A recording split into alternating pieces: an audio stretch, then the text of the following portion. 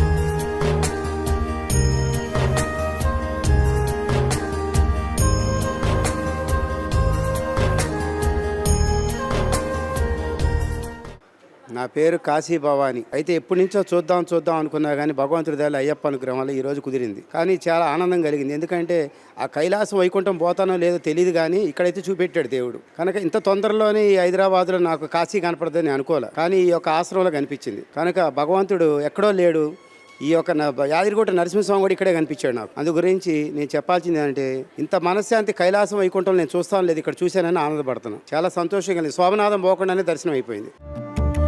అమ్మా నాన్న అనాథల పుణ్యక్షేత్రం. అమ్మా నాన్న అనాథల పుణ్యక్షేత్రం.